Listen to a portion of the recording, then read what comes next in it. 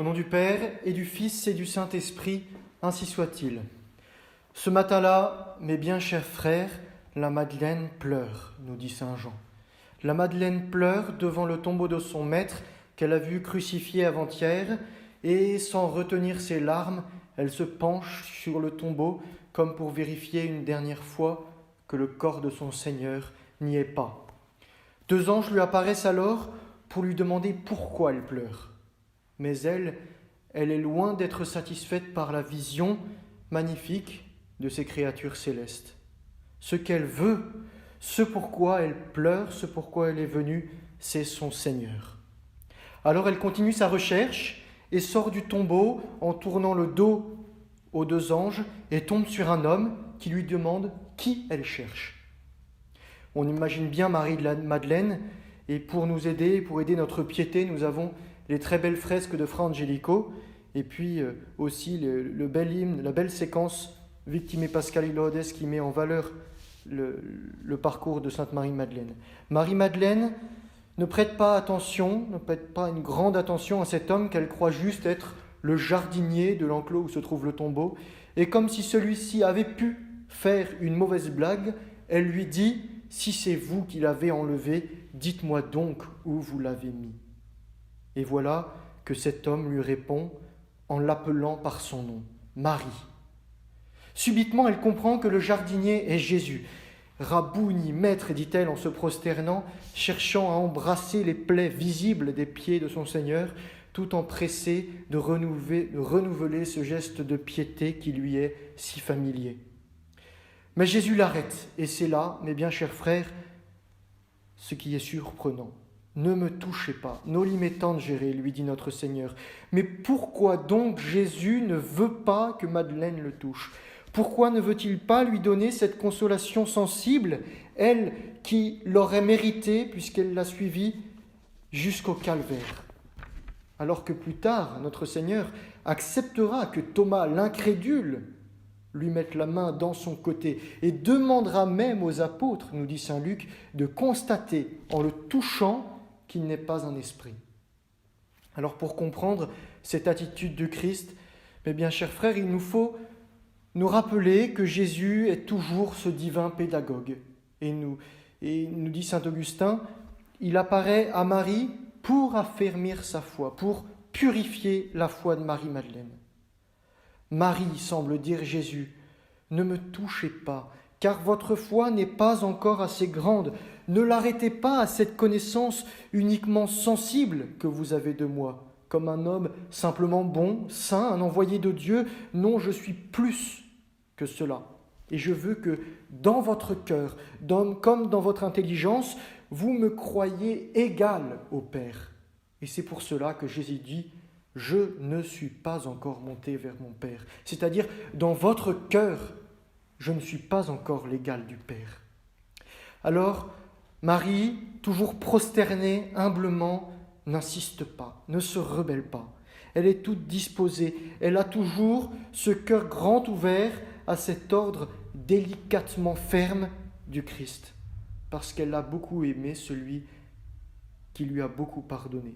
Elle accepte de ne pas toucher son Seigneur, elle accepte ce renoncement en raison d'un plus grand bien.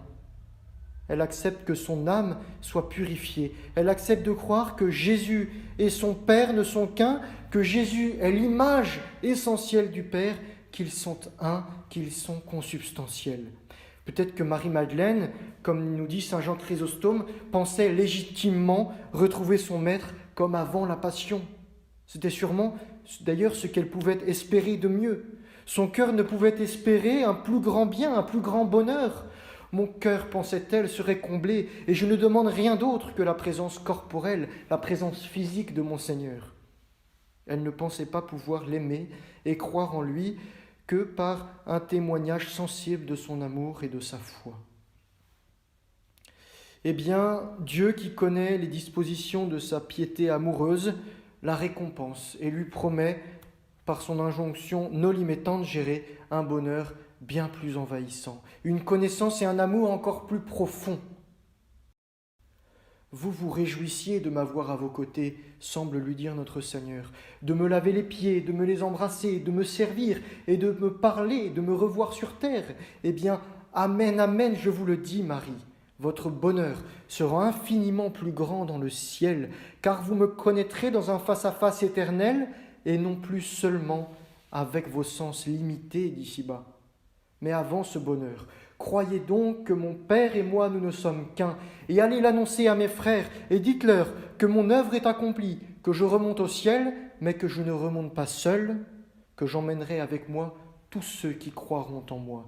Dites-leur que j'ai pris sur moi, tout fils de Dieu que je suis, toutes vos infirmités, afin de vous ressembler, et c'est pour cela que vous m'avez vu souffrir et mourir sur la croix.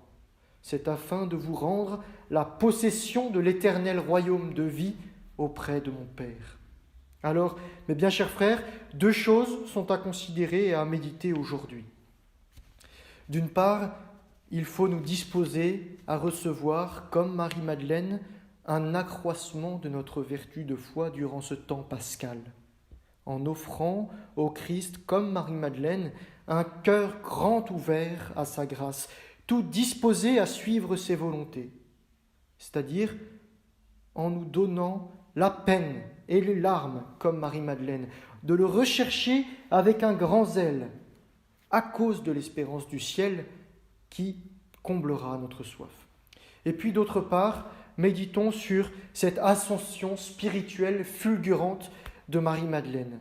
Elle était grande pécheresse, et elle devient l'apôtre des apôtres. C'est un modèle de vie spirituelle. Nous la voyons du temps de la vie publique de notre Seigneur, détester ses péchés mortels, et puis maintenant, nous la voyons se faire purifier sa charité et sa foi, se les faire transformer par notre Seigneur. Et elle accepte cette transformation. Pourquoi ? Eh bien, pour nous montrer que nos misères, nos fautes et nos péchés, comme elle, nous les connaissons assez et nous les confessons.